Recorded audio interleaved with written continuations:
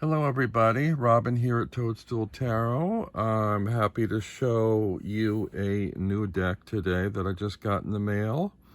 It is the Pamela Colman Smith's Rider-Waite playing card deck from US Game Systems. It comes in a really handsome, sturdy two-part box. There's a picture on the back of the Three of Cups. These are playing card size cards. Really sturdy box, beautiful box. The lid's a little on the loose side, so you pick that up and it's gonna fall right out, but comes with a little book, and the little white book is sort of a laminated, glossy little white book. It's got the usual little key phrases for interpretations of each of the cards. It's a tarot deck, which can be used as playing cards. There is an essay in the front and two games, tarot games that can be played, playing card games using tarot, that I believe Mary Greer penned for this book.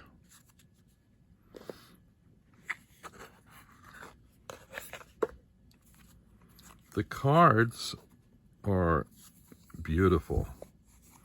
They have they're playing card size, poker size, I believe. They're sort of wide, but they're smaller than the tarot in a tin that you get from the Smith-Waite Centennial Edition of the deck. They're a little wider but shorter. You can see the difference in the backs. Beautiful back design. And I really like the cardstock. They have an antique-y look like the Centennial. They're not white cards, they're sort of ivory colored cards. They do have very thick borders. I'm not sure what that's all about. And the image itself is so small. I don't have a mini version of this deck, but it looks like it might be as small or maybe even smaller than a mini. As you can see, it looks to be about only 2/3 the height and width of the image on the tarot in a tin size. Also, I don't know if you can tell from the light, it's sort of matte.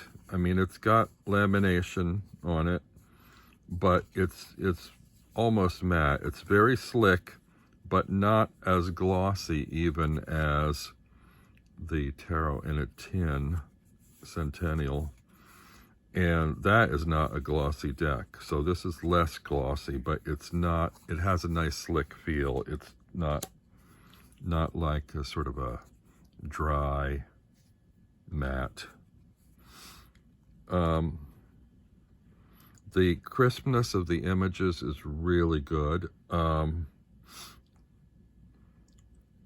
You have the major arcana followed by the minors, and if you want to use it as a playing card deck, you pull out the knights. The knights have been designated as jokers. Don't know why they did that. I think I would have maybe assigned the pages as jokers and left the knights to be jacks or correspond to the jacks. Anyway, let's look at the cards. You've seen these images before, but you'll see here how they're framed on this big border. I actually like the size and feel of these cards. And did I show you the backs?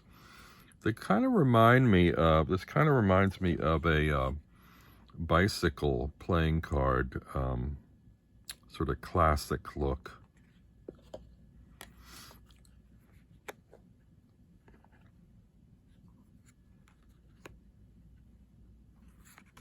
just go through these quickly because I'm sure you know all these images.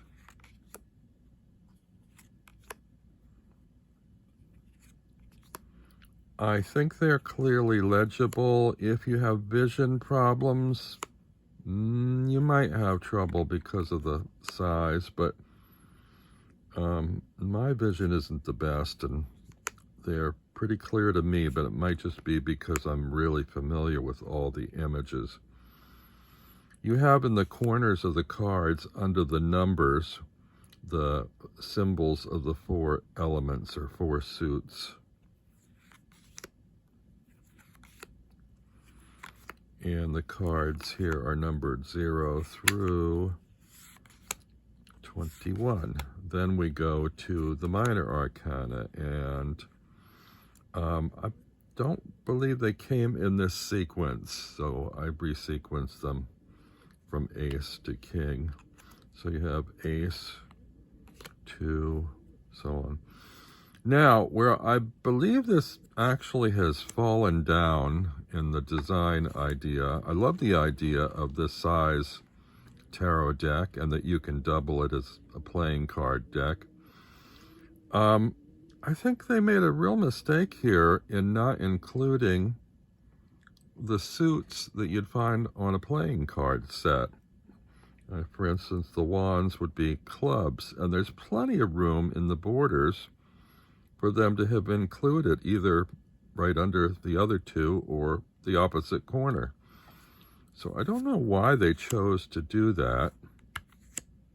Oh, I also wanted to point something out. A lot of times people don't like U.S. games because of them including a copyright on the images.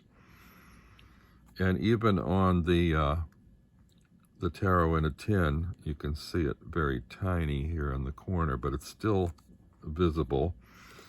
And I had to study this at great detail to find the copyright.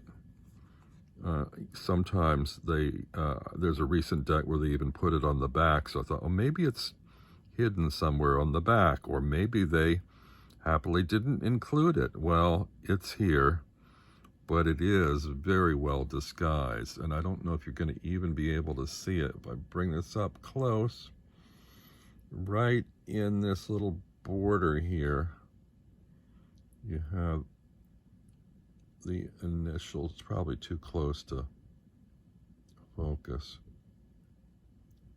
but it's there, and it's over here, reversed. But you have to look pretty hard to see it because there's a little sort of a fine line pattern in that border, and it blends in really well, so I don't find it disturbing at all.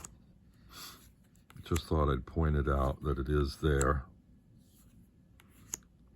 I think they may be one of the few card companies that still insist on having copyrights on all their cards. Now here you can see what they did, labeling. They labeled the page the Jack and the Knight the Joker. So if you want to play a playing card game, just pull out all the Knights or all the Jokers, unless Jokers are included in that particular game. Oh, here's another thing. What they did do is they kept the black suits in black ink and the red ones in red. So here where the clubs would be black and the diamonds would be red, you still have the color there. But again, I don't know why they didn't include the diamond on the card. And it's been suggested to me that I could modify these by adding my own, but I shouldn't have to. You know, they should have done that. I don't really like modifying decks anyway. It feels like it's defacing the cards, and it wasn't the creator's intent, so I'm not at ease with doing that. I have to be extremely uncomfortable with the way they are for me to modify them, and it's probably better that I just didn't buy the deck if it was designed that way. Now you can see these are slipping and sliding. They're very slippery cards, which I like. I don't think I'll have any trouble shuffling them.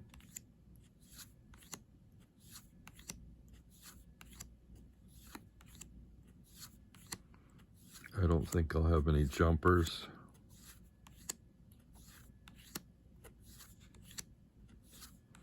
I can't adequately describe the feel of these cards, but they just feel really lovely and slick. I think they feel better. They feel better than the Tarot in a Tin U.S. game cardstock. About the same weight, I think. They might be a little bit thinner. It's hard to tell.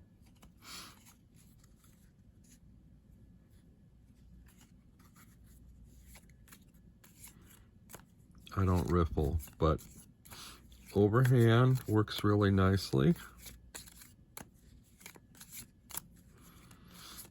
And for people with small hands, as long as you've got decent eyesight, this might work better for you than a regular size Rider-Waite deck, or even the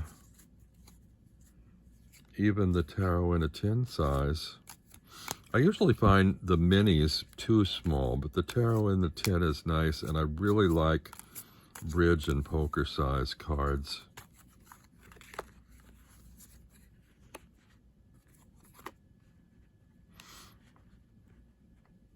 So here you have a little bit of a spread. I haven't shuffled them enough, but it gives you an idea of what that looks like. So I hope you enjoyed that. And that is the Pamela Colman Smith's Rider-Waite playing card deck, which I believe is finally available on Amazon. I actually had to order them through a different site. I saw someone else's walkthrough and sought them out immediately, but they weren't yet on Amazon. As of last night, I checked, and it seems like they are available there now. So there you go, and I will see you all again next time. Thanks for tuning in.